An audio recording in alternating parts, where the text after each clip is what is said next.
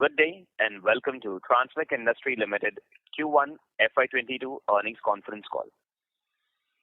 This conference call may contain forward-looking statements about the company, which are based on the beliefs, opinions, and expectations of the company as on date of this call. These statements are not the guarantees of future performance and involve risks and uncertainties that are difficult to predict. As a reminder, all participant lines will be in the listen-only mode, and there will be an opportunity for you to ask questions after the presentation concludes. Should you need assistance during the conference call, please signal an operator by pressing star then 0 on your touchtone phone. Please note that this conference is being recorded. I now hand the conference over to Mr. Vimal Mehta, Managing Director of Transmec Industry Limited. Thank you, and over to you, Mr. Mehta. Thank you. Good evening, everyone.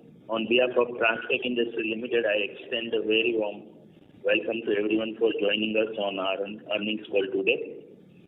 I am Vimal Mehta, Managing Director of Transmec Industry Limited. Along with me, I have Mr. Pratik Shah, CFO, and Mr. Alok Vyas, Company Secretary on the call. Our investor presentation post Q1 FY22 results is uploaded on Stock Exchange, and we hope you had a chance to look into it. We will give you a quick overview about the company, followed by recent developments. The company was founded in 1965 as Transmec Industry Private Limited by Sri Govindji Shroff. Currently, Mr. Ashwin Shroff is the chairman of the company.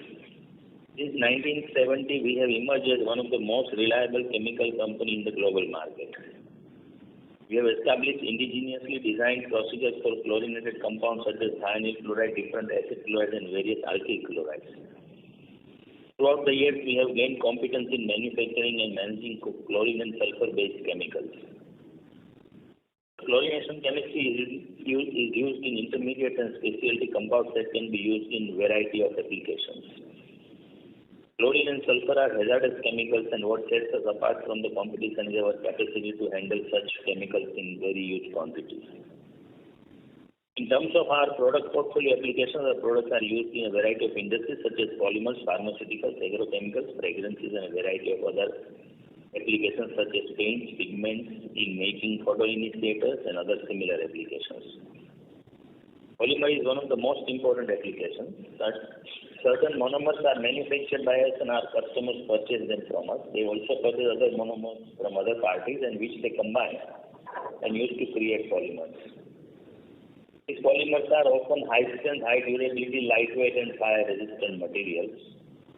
Because of these features, they are frequently used to replace steel or other metals, as well as in a variety of other applications requiring high strength, such as aerospace and defense industry.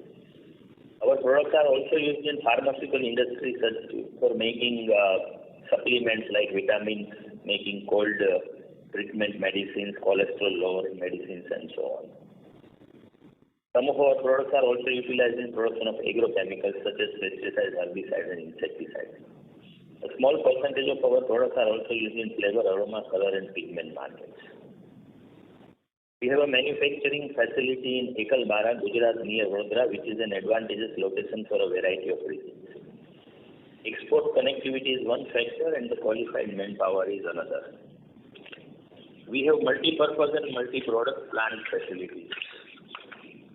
The entire complex covers 100 acres with around 55% of that being green belt. On the site, we have about 30 to 35,000 fully grown trees. The entire production capacity, which includes captive consumption of some products, is estimated to be at 66,000 metric tons. Our staff constantly innovates, monitors, inspects, and handles the numerous complex chemistry that we have at various stages. We have our in-house R&D center that is recognized by the Department of Science and Technology of Government of India. Besides this, Transmec has job work arrangements with 3 manufacturers. And to clarify, these are not leased or rented facilities. They do job work for us. We manufacture more than 15 products in total. Transporting some of these hazardous chemicals is a critical part of our business, and we have a well-developed transportation and logistics infrastructure that comprises hundreds of ISO tanks. With respect to quality, delivery and service, we have established a very, very strong reputation with the world's major chemical giants. Now coming to recent business performance. Due to COVID-19 in financial year 2021, business environment was sluggish in terms of the applications that our customers have, resulting in lower offtake in volumes. We have seen some business revival in last 2 quarters. It is expected that the situation will continue to improve. We are well prepared to capitalize on future growth opportunities. Over the last 2 quarters, business performance has seen a significant improvement. In comparison to Q4 financial year 2021 and Q1 financial year 2021, revenues in Q1 financial year 2022 were higher. The application volumes are gradually recovering, providing opportunity for the company to increase its revenue. Regarding the existing long-term agreement, I would like to inform you that the terms of agreement have not changed due to pandemic. Earlier, total volumes were low because the application segments were not doing well. We have already been given compensation for the small shortfall in offtake by the customer during the financial year 2021. The business has been recovering and has reached to good volume in Q1 financial year 2022. The company believes that situation will further improve in terms of volume growth. Now, this time we received some questions from investors, and some of these questions we believe are of generic nature. So many of you may be wanting to ask similar questions, so we will try to address some of these questions as part of this speech. And in fact, we would request all investors if they can send questions in advance as much as they can. That would help us and you both in terms of covering it during the initial talk, and then we can focus on questions which are beyond that. So coming to the new project, as we have also mentioned in our presentation uploaded recently, it is still on hold due to prevailing uncertainty, and we are reviewing the situation and would announce if there is any significant change in the status. On the capex for the coming period, it will be based on timing of the introduction of new products or any other initiative. And if there is any significant investment that is to be done, it will be announced appropriately on the stock exchange. On the other long-term contracts than what we have today, we are already working on medium and long-term contract with other customers. A 3-year contract is under finalization with an existing customer. However, it will not change anything significantly in terms of volumes from this customer compared to what has been in the past. It is just entering into a contract for the same level of volumes. On material sourcing and transportation, I would like to inform that company has not faced any major issues in raw material sourcing during this COVID situation. In case of transportation and logistics, there have been delays in getting berths on vessels and delay in return of our ISO tanks. This is experienced by many other companies, as you might be knowing. Also, freight charges have increased as witnessed by the industry. However, the company has been able to manage all this quite well and no significant effect is seen. On de-risking, as mentioned in earlier calls and also in the presentation that we have uploaded, de-risking is our primary focus in terms of performance and strategy.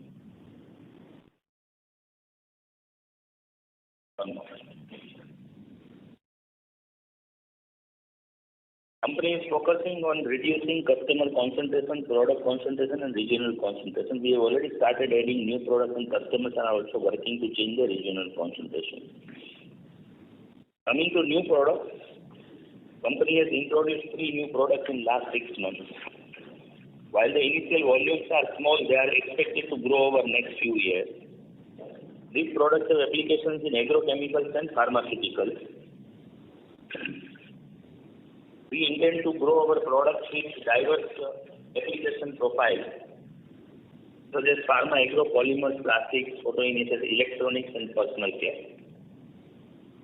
All other new products are at different stages of development and shall be introduced after the completion of development and validation by the customers. Some of you have been asking about competitive landscape. So on competition, I would like to just say that there are few companies making acid chloride in India, Japan, China, and Europe.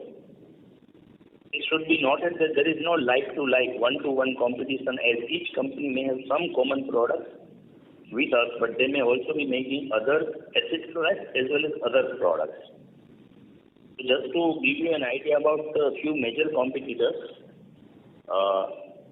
but yes, of course, it must be noted that they may not be currently directly competing in case of some of our customers and some of our products, but they are competitors in general or broader sense of them.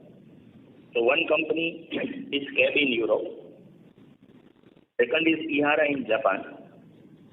Third is Shiva Pharma in India. Four, there are few Chinese manufacturers. And five, some new manufacturers in India, they have started creating some acid chloride capabilities. But out of this, the old ones, they have some locational advantage like CAB in Europe, and some have long-term standing in the market. So this is, we have tried to cover some of the questions, generic questions that we had received. And thank you for listening to my talk. Now I would like to hand over the call to moderator to open the floor for question and answer session. Thank you very much. We will now begin the question and answer session. Anyone who wishes to ask a question may press star and one on their touchtone telephone. If you wish to remove yourself from the question queue, you may press star and two. Participants are requested to use handsets while asking a question. Ladies and gentlemen, we will wait for a moment while the question queue assembles. Participants, you may press star and one to ask a question.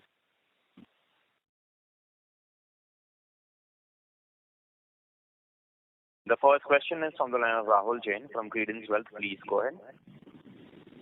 Thanks for the opportunity. And congratulations on good set of numbers for the quarter. Sir, couple of Rahul questions. Jain, may I request you to unmute your line from your side and go ahead with the question, please? Am I audible? Hello? Am I audible now? Yes. Sir, just to understand with regards to the capex, you have been maintaining the capex has been put on hold considering the decline in our long-term agreement business, the polymer business.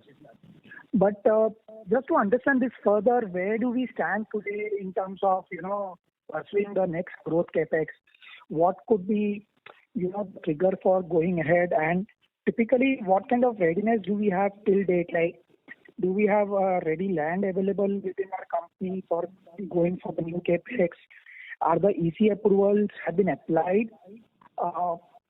Just to understand, when you announce the capex, it will take how much time for that capex to really fructify into the top line? That is my question number one. Okay. So, I think there is some confusion here.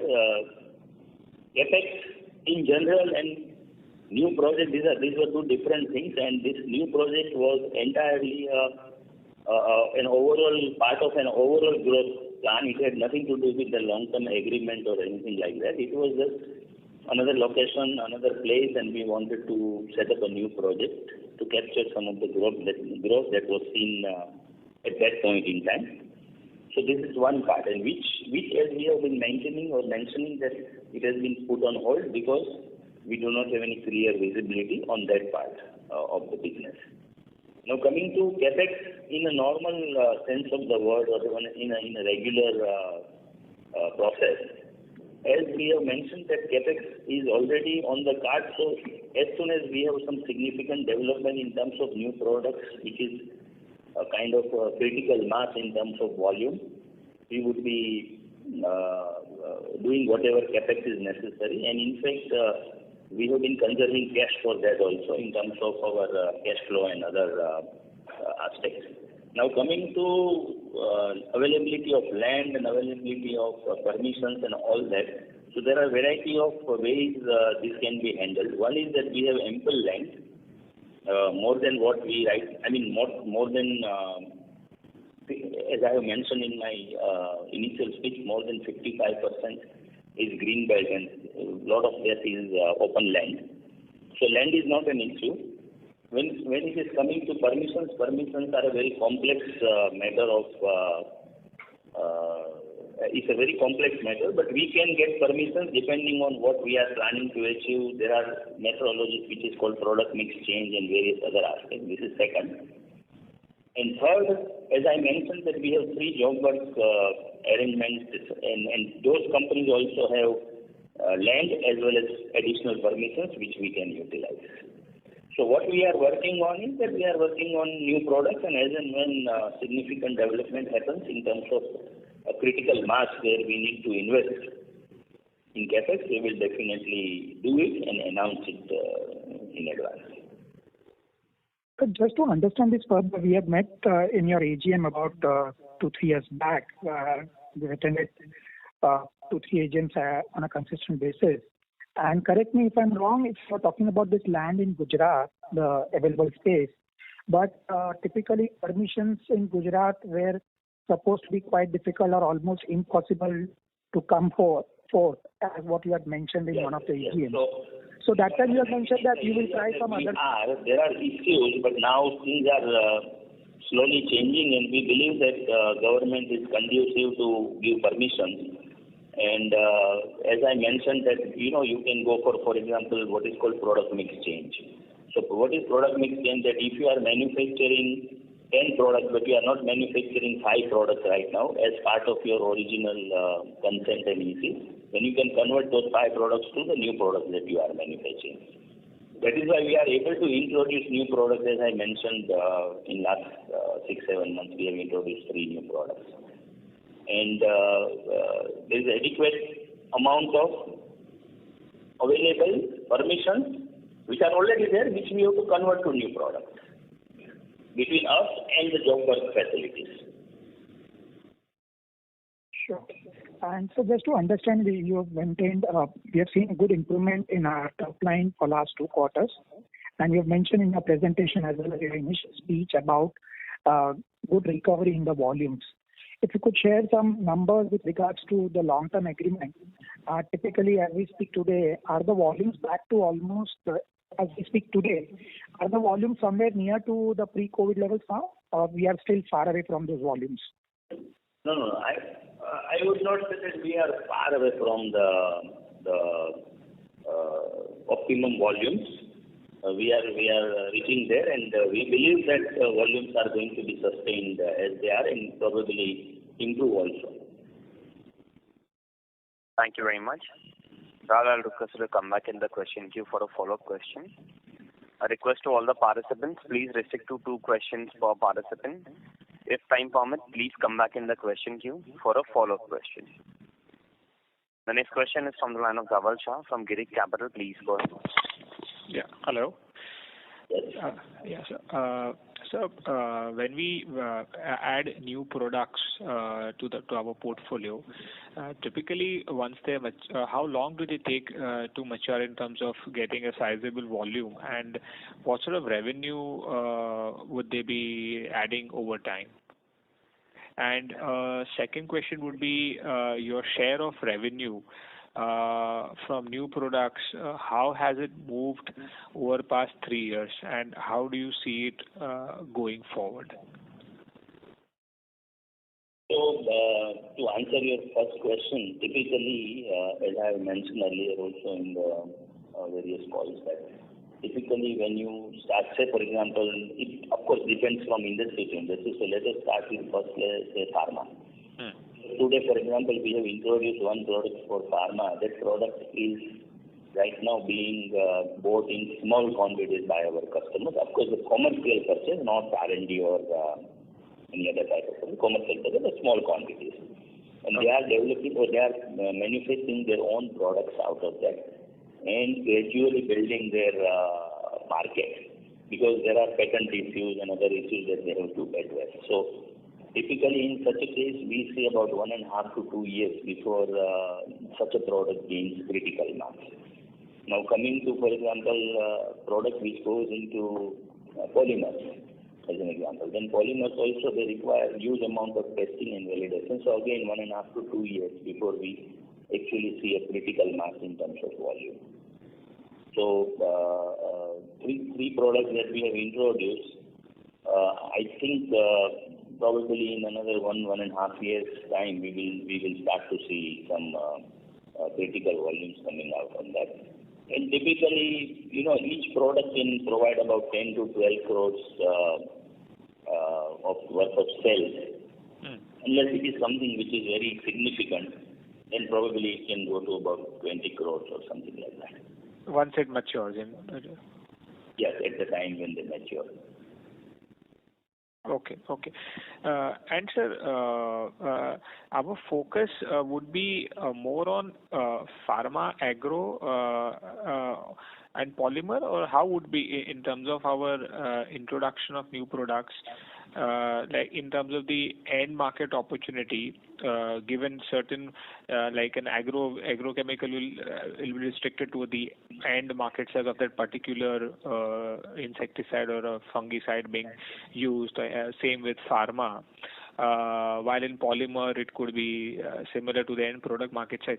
So how does it differ, and how do we select a product which we want to get into? So there are two ways to look at the product selection. One is that we have what we call a new business development process, where we study different products in terms of market, in terms of chemistry, and matching it with our current or potential capabilities, and then we decide on a particular product. This is one way. Second is that we get inquiries from different customers, existing and new, and then we look at those products and we decide whether to go for those products or not, whether they are within the circle of competence that we have or not. So these are the products are selected, and then of course the development phase and everything happens. Okay. And sir, any risk to our the chemistries which we are into and the products where those chemistries are applied, in terms of them getting cannibalized with some other chemistry which is more efficacy or more any other reason? So any such risk? No. Because chlorination is a very, very vast field. And it is one of the 4 or 5 basic chemistries. Chlorination is one of that. So it's a big landscape of products. We are into acid chloride, but when we look at chlorination chemistry, there are many other possibilities. So that's not something that can happen. Thank you. So, to interrupt you, sir, I'll request you to come back in the question queue for a follow-up question. I request all the participants, please restrict to 2 questions per participant. If time permits, please come back in the question queue for a follow-up question. The next question is from the line of Sarth Reddy from Unifi Capital. Please go ahead.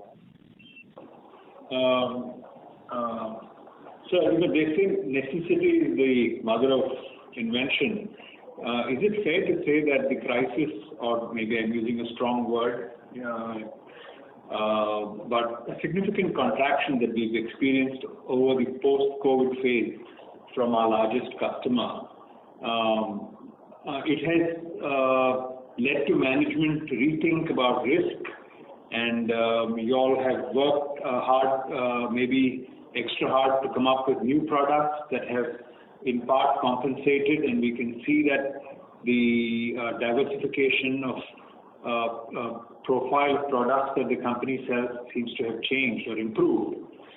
Would it be fair for us to understand, without getting into the nitty-gritties of which product, it's just hard to get into that, would it be fair for us to understand as shareholders that the new Transpect in FY20, maybe let's say FY23, when your pre-COVID volumes from your contract, which was the bulk of your business from what I understand, when that is back to normal, you will stand much taller in revenues, given the new products that you all have been able to come up with to compensate for the loss of business. Am I clear? I'm not sure if I was able to. No, I understood what you are trying to ask.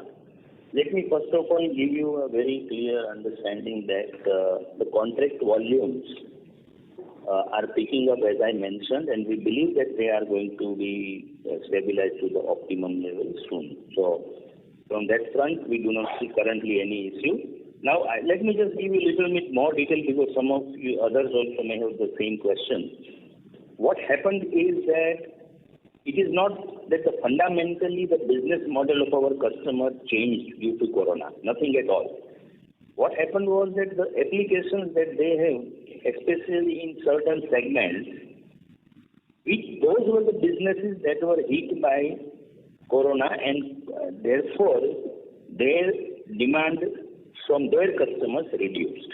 But this was a temporary phase because the product that the manufacturer has multiple applications beyond the industries which suffered to some extent during this COVID situation.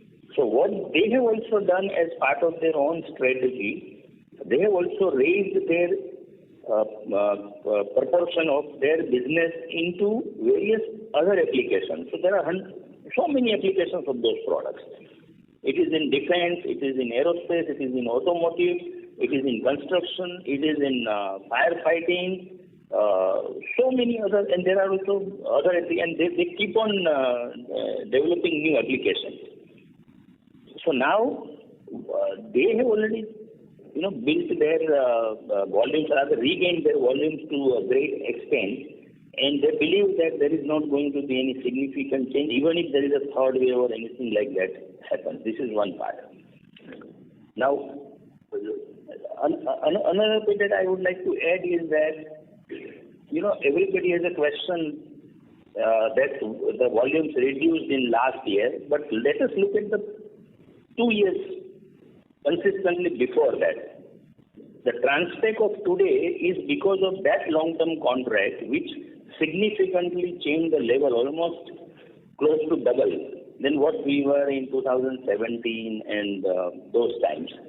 So what happened with this contract is that we created a financial stability, and the most important element was that we could build resilience within the organization, within the company, within the business, which helped us, despite significant drop in volumes in the last year, which helped us sustain and make profits even during those bad times. So let us understand that this particular contract has been a significant contributor to the value that everybody, all stakeholders have derived from this business. This is one.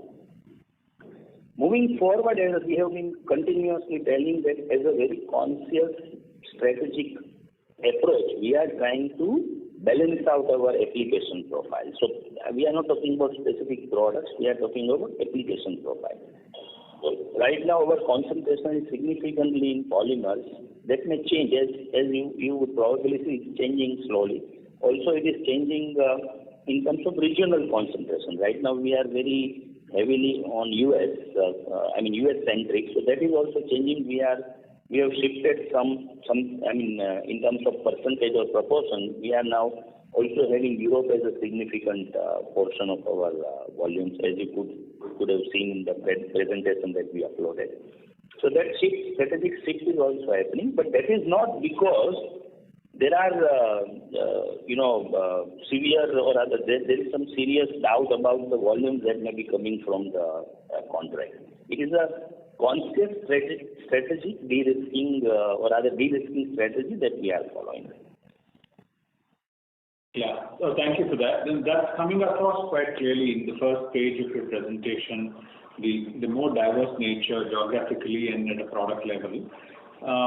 But that my question also was, isn't it logical then that when normalcy returns from the contract which was leading to certain applications in defense aerospace, for example, as I mentioned that we are already, I mentioned I think a couple of times in earlier question also, that we are expecting the volumes to reach optimum level as they were in near future, very soon. That's what I mentioned already. Yeah, no, let me complete my question. You didn't hear my question.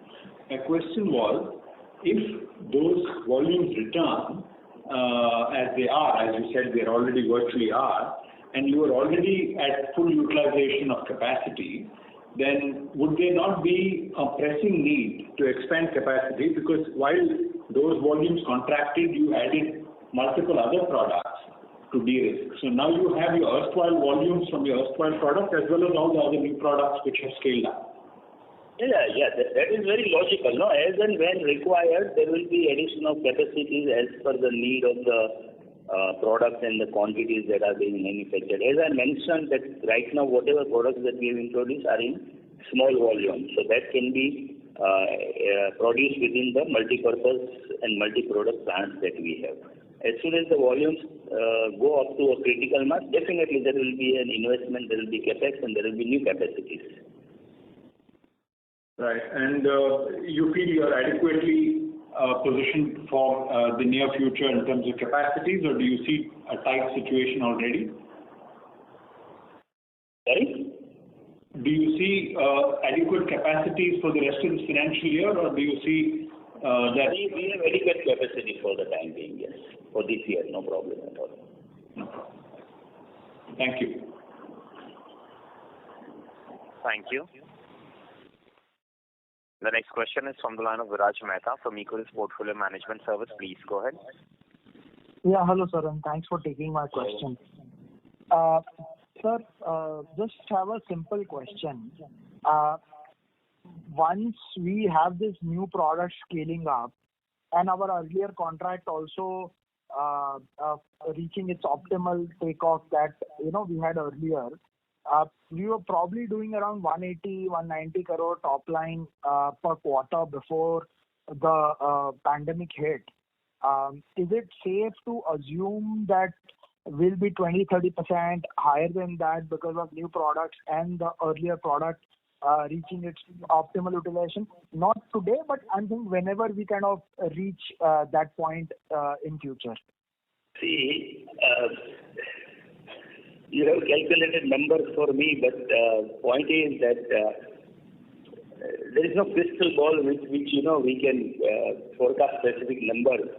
But yes, as the volume grows and as quarter on quarter growth happens, then naturally we will see where we are reaching. But right now, as I said, that we should be reaching the optimum volumes that we have seen earlier. I would not speak any number here because a lot of things depend on the price at that point in time. It also depends on the product mix that we have in that particular quarter. And if you have studied the company's financials, you would have probably seen that quarter to quarter there can be significant variation depending on product mix, product price. So it is not that simple to talk about numbers in that manner. But yes, we are going to see good level of volumes in this period and then future. Of course, barring any unforeseen circumstances which neither of us can predict. But otherwise, in general, what we believe is that we are going to reach to whatever was the optimum levels earlier. And for the new product, as I said, maybe after probably we may be talking about similar thing in the next year's call, and at that time probably we can tell you where we are heading in terms of volumes and all that. Right. Sir, last question it was okay. Within our capacity, and you said that our job workers also have some capacity. Yeah. What is the top line we can do before the capex? Not asking a year, but what is the optimal top line we can do? Yeah, that can go up to about 700 crores. 700, even depending on the product mix, can go up to about 750 crores annually. Got it. Thank you and best of luck. Thank you. Thank you. Next question is from the line of Dhruv from Monarch AIF. Please go ahead. Yeah, good afternoon, sir, and congratulations on getting back the business on the on a good track. Sir, Thank you. my question is regarding the capacity utilization that we did for FY21. So if I'm not wrong, we have an installed capacity of 18,000 tons and our job work capacity is 8,000 tons, correct? So out of that, what was our utilization for FY21, the actual volumes which we sold last year? So one moment, I have to pull out some data. Yeah.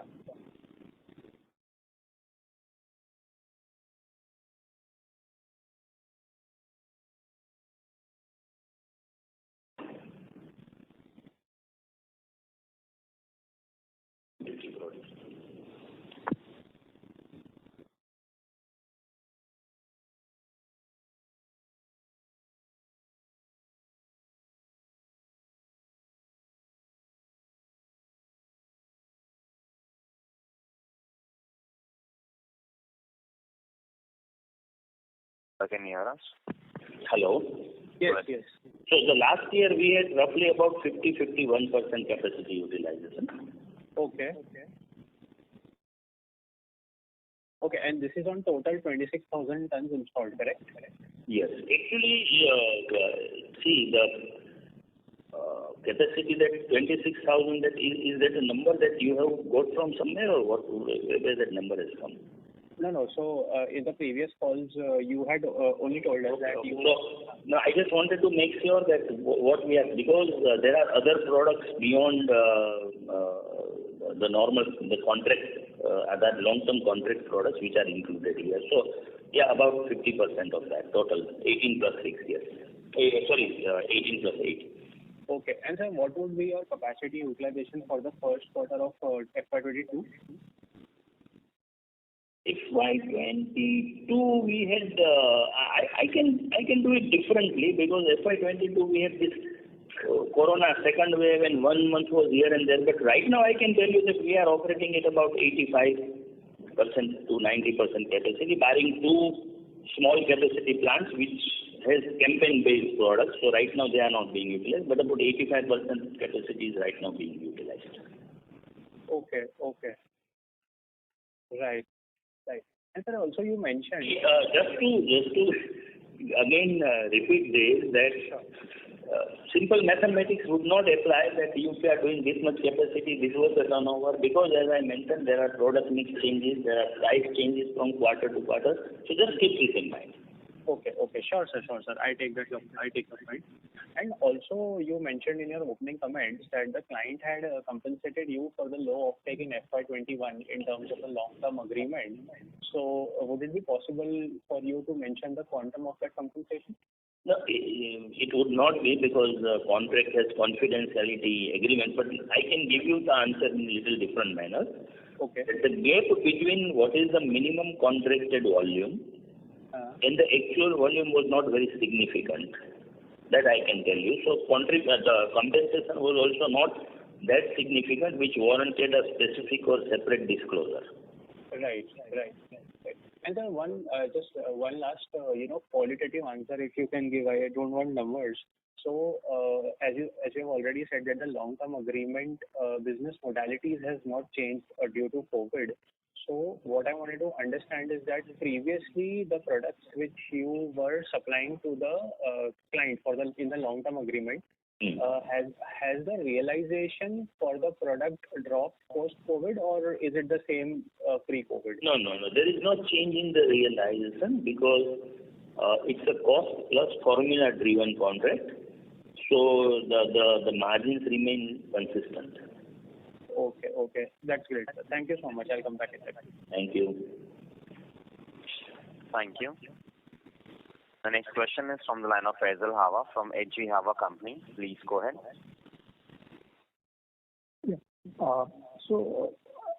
Generally we have almost like a fixed cost of almost 100 crores between salaries and depreciation and interest and return on investment.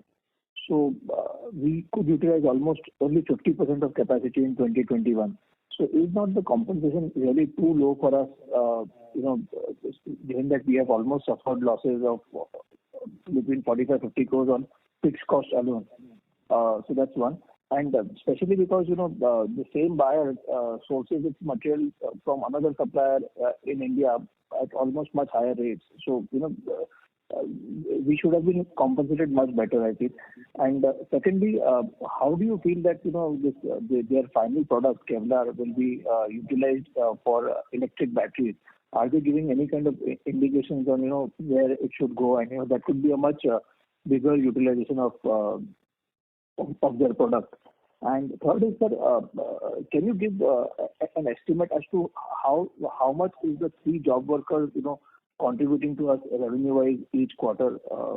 And how fast could we get, any kind of permissions for expanding capacity at the present Ekalbara complex? So, to answer your first question, compensation is based on not the maximum volume that the customer typically takes. It is based on the minimum guaranteed volume. So, the gap between minimum guaranteed volume and the actual volume, as I mentioned earlier, was not very significant. So, therefore, naturally, the compensation would also not be significant. The volumes that you saw, for example, in 2019-20 or 2018-19, they were optimum level volumes. They were not minimum level volumes. So that is one point. Second, coming to your second question, electric vehicles. Now, you see, Kevlar or any other aramid fiber, whatever the companies are manufacturing, they are quite expensive products. So at least we do not personally, or rather we do not as company, we do not think that aramid fiber would be used much in electric cars. Of course, it can give lightweight compared to using metal and all that, but we don't see any major hints or anything coming from the market or from customers that it is going to be used in electric vehicles. Probably they may use in very high-end electrical vehicles to some extent. But we will come to know. Actually, there are articles in the press stating that your said customer is in talks with a Japanese battery manufacturer to use it as a separator for batteries. That can be there because that's a mission critical application. That can be there, but not in general in electrical vehicle, like for the body or something like that. That would not be used. But yes, it's a very specific application. But it will not be significant in terms of the content that goes in each car. So coming to your question on the permissions, in Ekalbara, supposing we go today for what is called product mix change, it takes about 4 to 5 months to get a permission. That applies to all including job workers and all that. It's about maybe 3 months, maybe 4 months, maximum 5 months process. So now we are, actually we may not be now looking at a greenfield expansion at all. So how will we be, utilizing our excess cash flow, or how do we propose to, really utilize it? And secondly, is the company doing anything to list its shares on NSE or to improve the liquidity of the stock, because our equity is very low and even the float is quite low. So are we thinking in terms of doing anything to enhance the shareholder value there? So cash, as I mentioned, that whatever cash flow we are generating, we are right now conserving for any major developments that may come. Of course, besides whatever is logical or whatever is found fit by board to be distributed to shareholders in form of dividend and all that. Others are used as retained earnings, which is basically being conserved for the future initiatives. What was another question? So NSE listing is again a board subject. So we will definitely pass on to the board and your recommendation for NSE listing. Thank you very much. I'll request you to come back in the question queue. Requesting a participant to restrict to 2 questions per participant. If time permits, please come back in the question queue. The next participant is Nikhil Shetty from BP Equities. Please go ahead. Thanks for the opportunity and congrats on a good set of numbers. So most of my questions already been answered, but on the gross margin during the Q1, it is contracted by around 900 bips on a YY basis.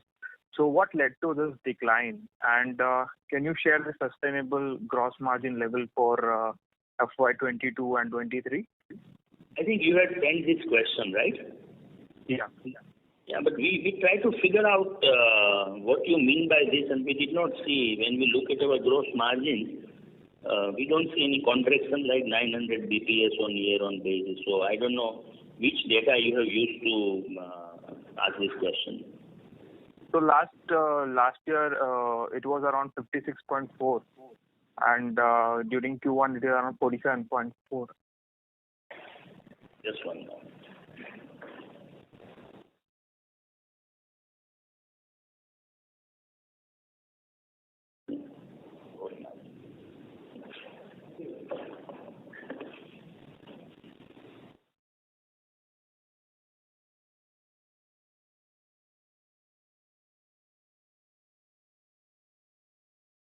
You are talking about percentage, right? Yeah, I mean, I'm talking about it's nearly 9% drop in the gross margin. No. Say that again. Which one you just referred? Last year, in Q1 FY21 versus Q1 FY22. 22.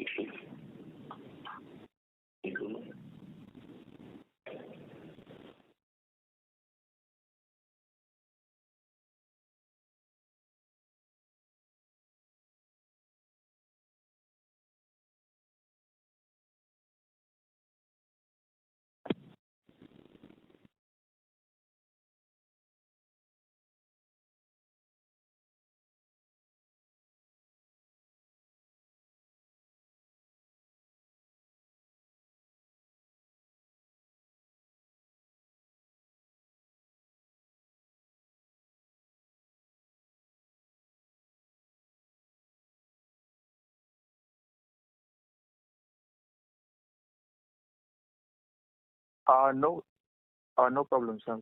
One moment.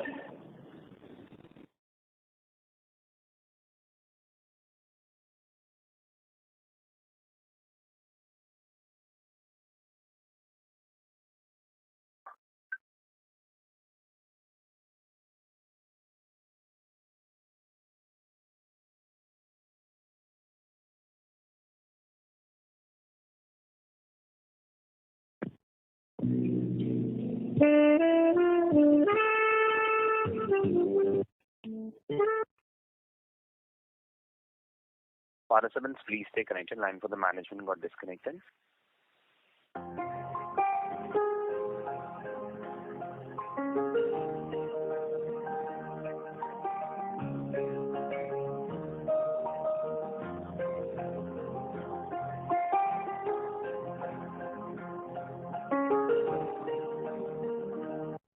Ladies and gentlemen, thank you for your patience. We have the line for the management reconnected. Mr. Mehta, you may go ahead.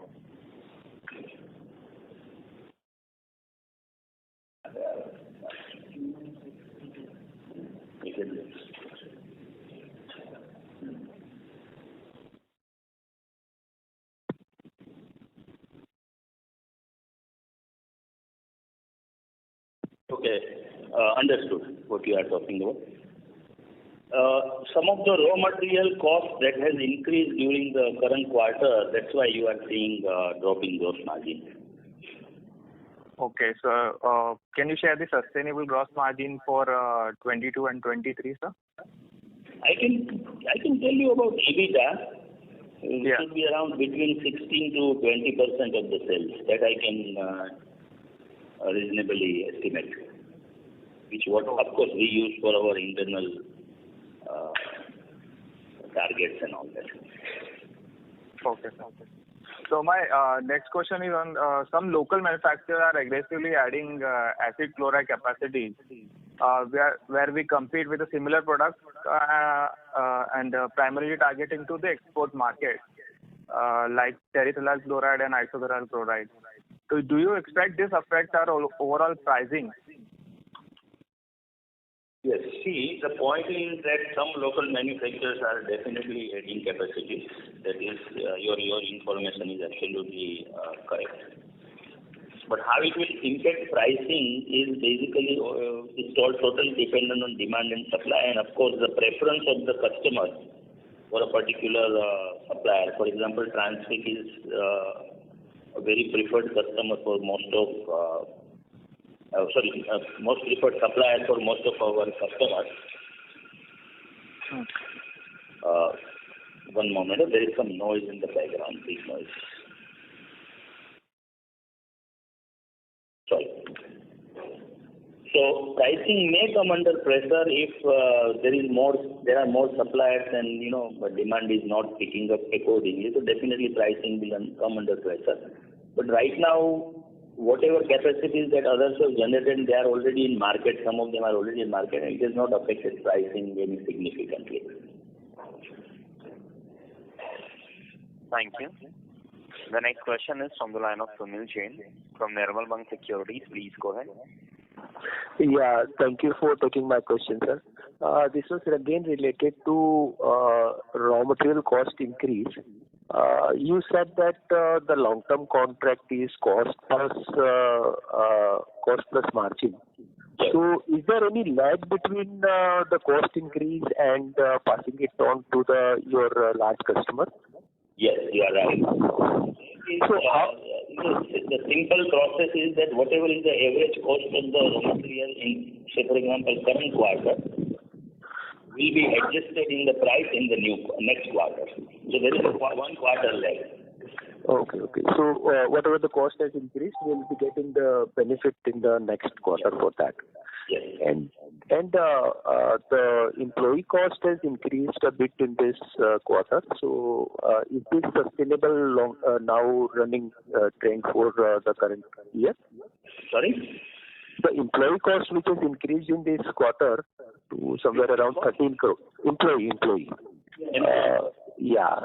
So is this going to continue the same level, or this is one-time increase which has been given in this quarter?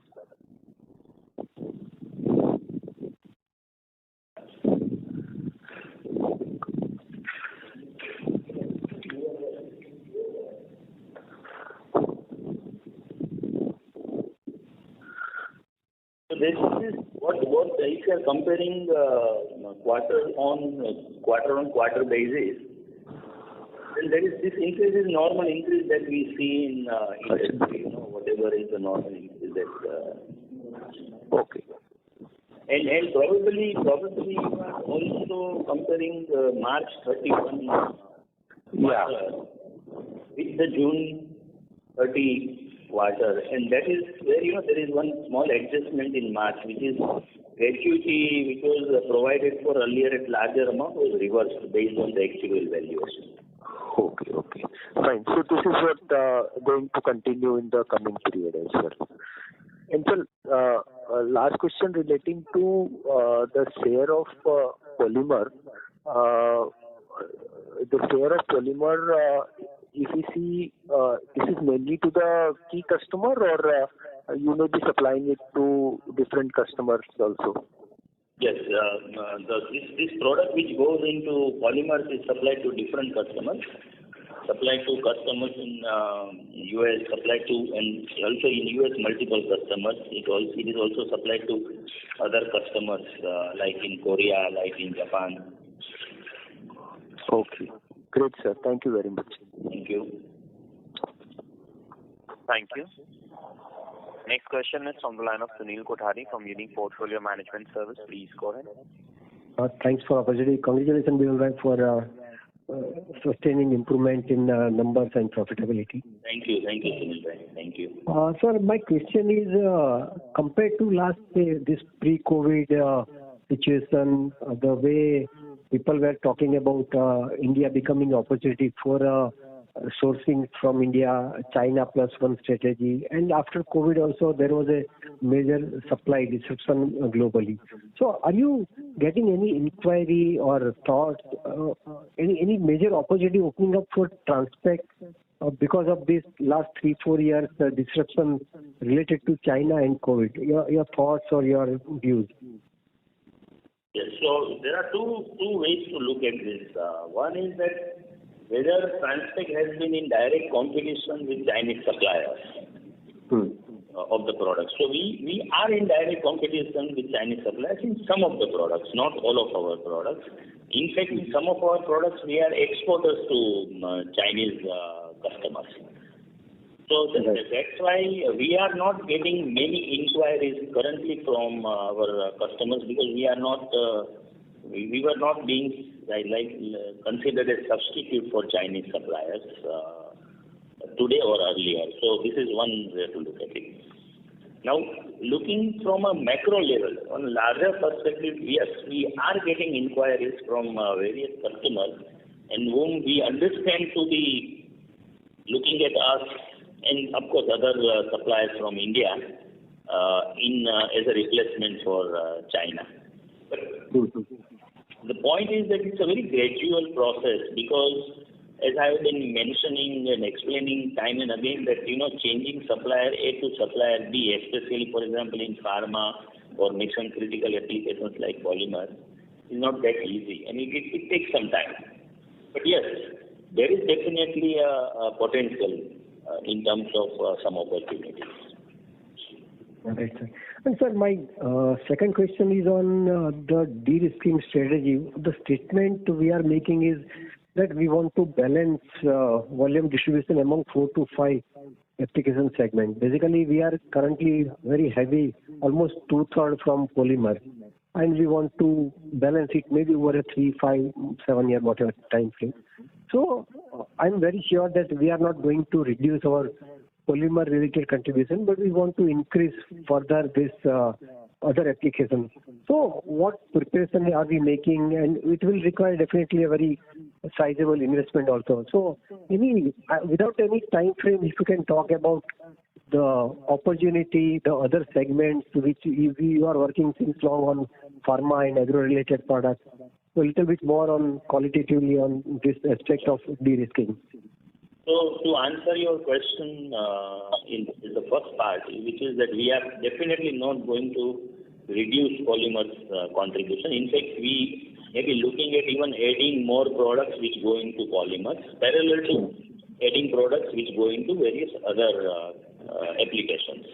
Right. So two major areas of applications that we are working on is, one is of course pharma, and another one is specialty chemicals. So specialty chemicals, because of its very vast potential in terms of application areas. When we say specialty chemicals, it's not just one particular area. It can be, hundreds of applications. So we have already drilled down a list of potential products that we can manufacture as part of our market intelligence process, as well as through interaction with customers. So some of those specialty chemicals we are working on, and yes, as you rightly said, as and when the maturity of the process happens, and when we are ready to introduce some of these products, there will be some requirement for significant investment. And at that time, of course, we will announce that appropriately. Okay. And sir, last view or point to convey is basically as an investor, people understand that Transpec being so successful since long with world's best the topmost MNCs, your track record is too good. The recently concluded this long-term agreement, product and contract is also you are successfully delivering. So what is stopping us to become little aggressive? Please, don't misunderstand, we are asking for very high growth and numbers, but with looking at your already established setup, your experience, the way we have proven ourselves, what is stopping us from little bit becoming a more capex heavy and trying to do some more growth? If broadly you can talk your views.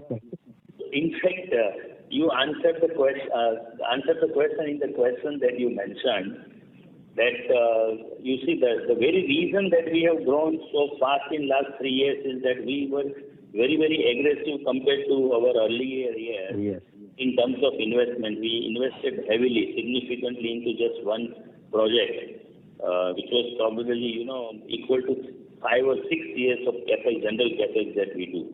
True. So that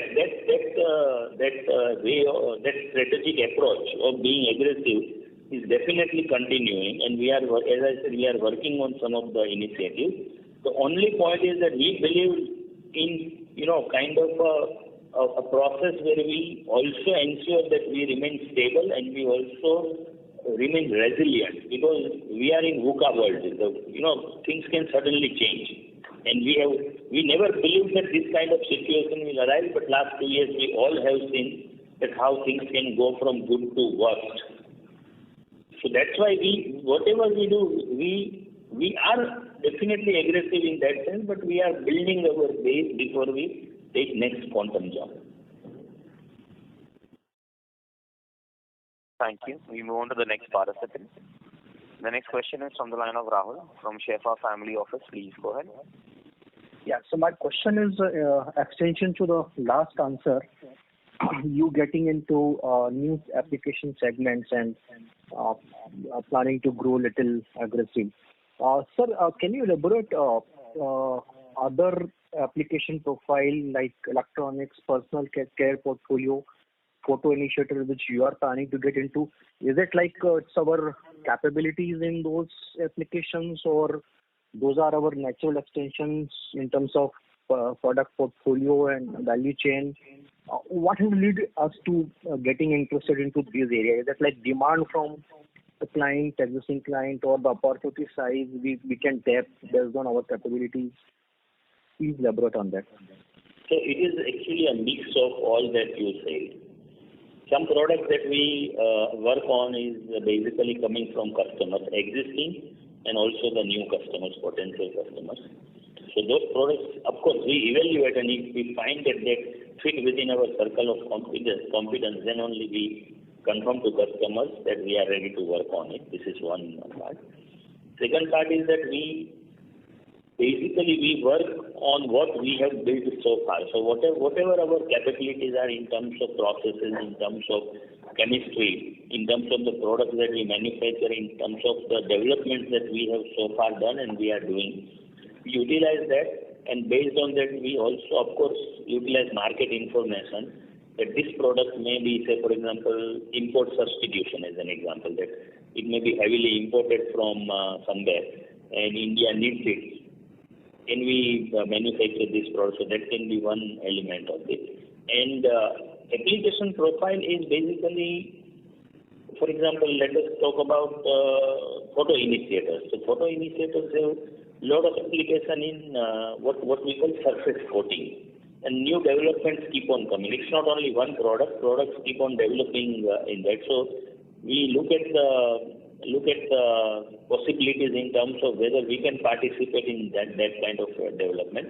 And then if our chemistry or our process capabilities fit within that, then we work on that product. So it's a very, very structured process, a very refined process, refined over the years. And we follow a very, very systematic procedure for that. I understand, sir. So how we are approaching towards it? Like some R&D we are doing, how many PhDs we have onboarded, or kind of scientists, or in terms of validation, process validation, product development? Yes. So we have a full-fledged R&D laboratory manned by probably, I think if I remember correctly, about 20 plus chemists. People who have a chemical background of different types and different experience level. And we also have a team of engineers who are working together with chemists in order to move from R&D level to kilo level, and kilo level to pilot, and pilot level to the commercial production level. So there is those teams are also in place, and as and when, of course, we need to draw on some talent from outside, then we go to universities or institutions and we draw the talent from there. I appreciate, sir. So largely margin profile will... I'll request. No problem. I will continue. Sure. Thank you. Thank you. The next question is from the line of Dixit Doshi from Whitestone Financial. Please go ahead. Yeah, thank you for the opportunity, sir. Sir, as you mentioned earlier that we are already around 85% of the utilization, and you also mentioned that we are working on few products that are small in size right now, but as and when they attain a scale, then we can, do a capex for that. So I just want to understand, for this capex, if you decide to do a capex or for any of such products, so what would be the amount that typically will be required for this kind of a capex, and how much time typically it takes to, do the capex? See, the point is that it is not a simple calculation that for product A, this much money will be required, product B, this much money will be required, because product to product, it varies. So sometimes, for example, it can be 7-8 crores, it can be 10 crores, or it can be even 20 crores or 30 crores also. So it's very difficult to say for a particular product as of now that this kind of effects will be required, because it also depends on how the volumes unfold and how we refine our process as we start to produce these little larger quantities. So right now what we are doing is that we are using our existing facilities with some adjustments and some modifications to manufacture these products. And as soon as there is a little, indication that volumes are going to go up, then our engineering team will start designing these facilities, and based on that capex data would be, or rather capex value would be derived.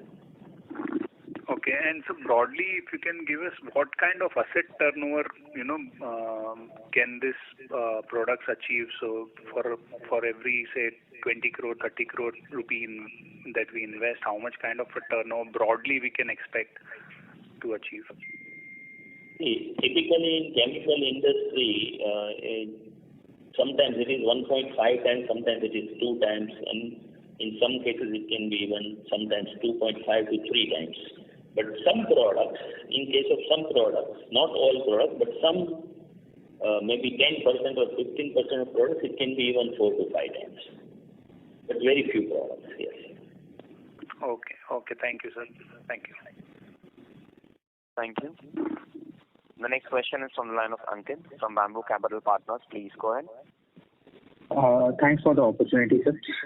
Sir, with this, the long-term contract coming back to streamline and we going back to our pre-COVID levels, as you were saying, we can touch 160-170 crore of quarterly run rate.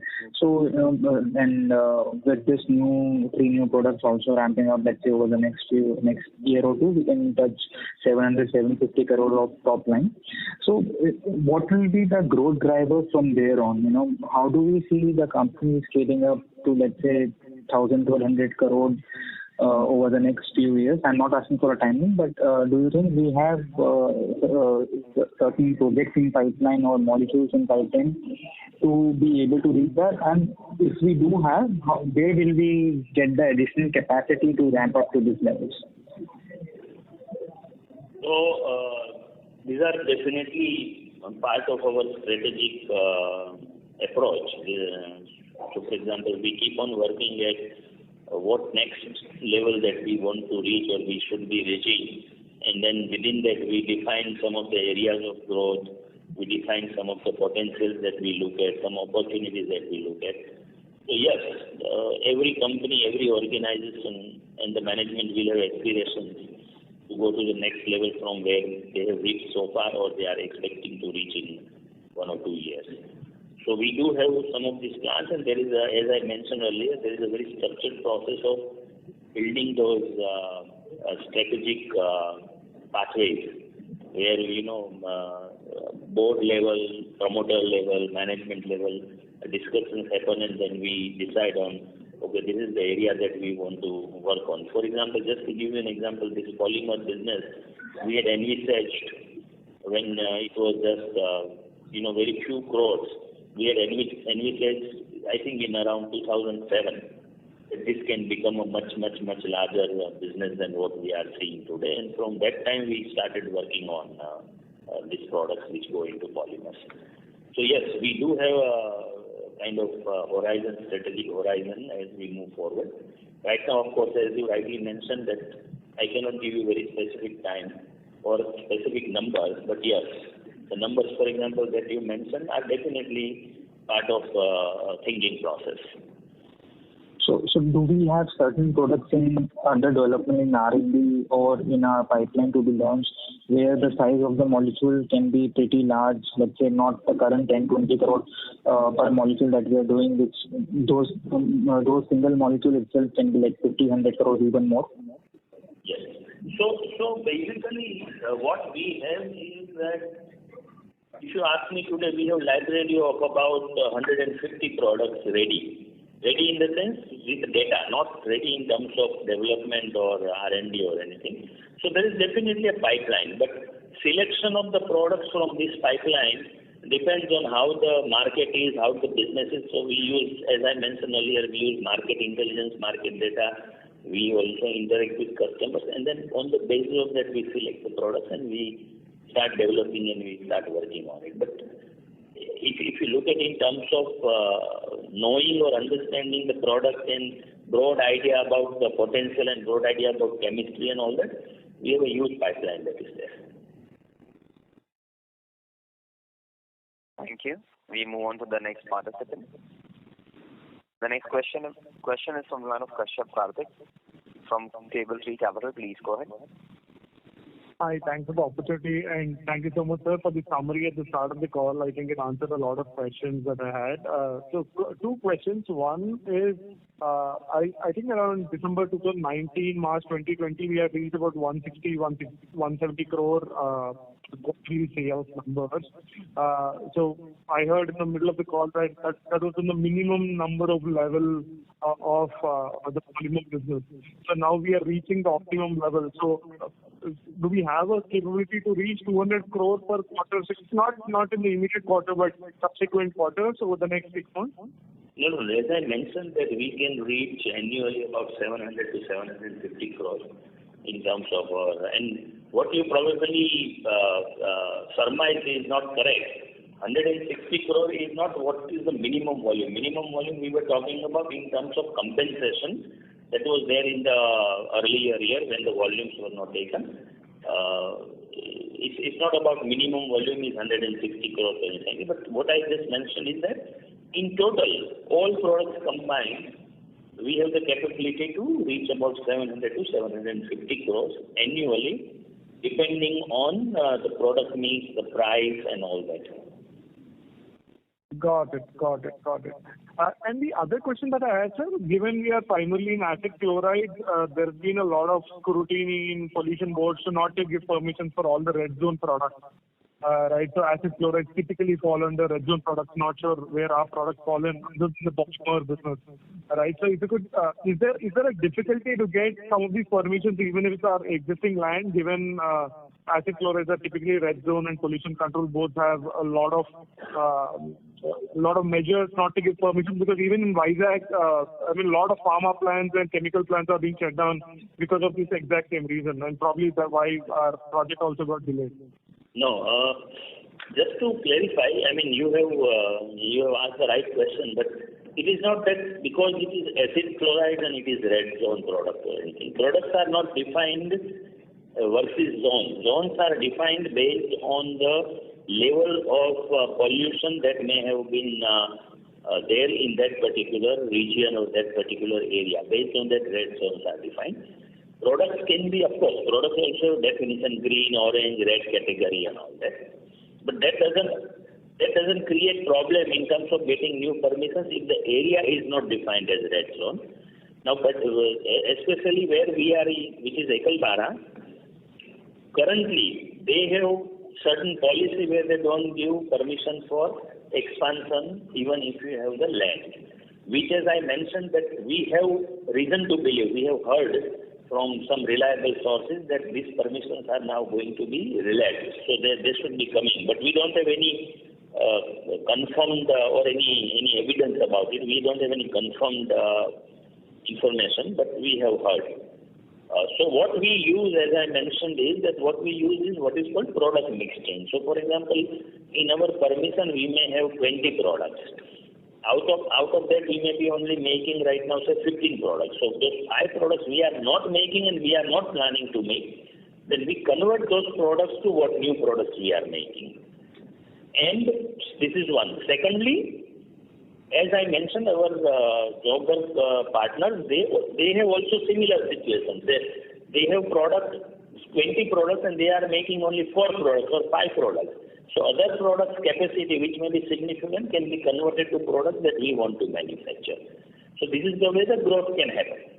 But yes, right now, our Ekalvara plant is part of a zone where there are a lot of restrictions in terms of permissions. Not restriction in terms of changing the product, restrictions in terms of adding new products and increasing the quantities. That's where the limitations are.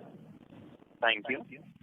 The next question is from the line of Rohit Ohri from Progressive Share Brokers Limited. Please go ahead.